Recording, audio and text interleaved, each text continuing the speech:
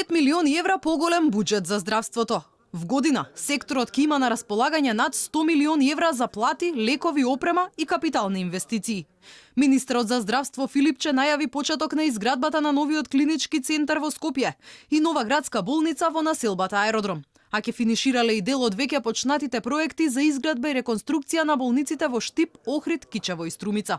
Се планира отворање на нови рурални амбуланти, како и целосна дислокација на Центарот за зависници од скопската населба Кисела вода. Стратешка цел до година ќе биле пациентите со ретки болести.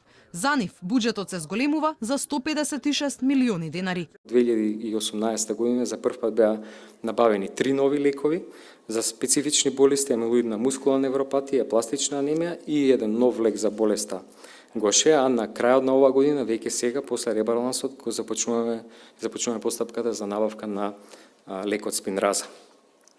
Имунизацијата ни останува приоритет и за следната година и буџетот за вакцините зголемен за 30%. Се предвидуваат средства за набавка на 2 нови вакцини, тоа се пневмокок и ротавирус. Филипче признава, итната медицинска помош се соочува со многу проблеми. Возниот парк е стар и дотраен, а здравствениот дом Скопје во чии рамки работи брзата помош, со години наназад се соочува со одлив на медицински кадар. Минатата седмица беа набавени 12 амбулантни возила. До година ќе пристигнат и нови.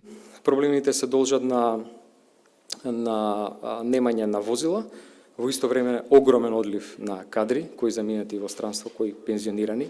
Во моментот вкупниот број на кадар во споредба со тој пред 10 години кој што работел во здравствениот дом во Скопје само е негде како бројка 500 помалку.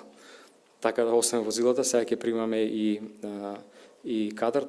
Од 1 јануари ќе се покачат и платите на дел од вработените во здравството. За 10% повисоки плати ќе добијат лекарите специјалисти, а 5% повеќе ќе легнат на сметките на медицинските сестри. Останатите здравствени работници, најавеното зголемување на платите ќе го почекаат до септември.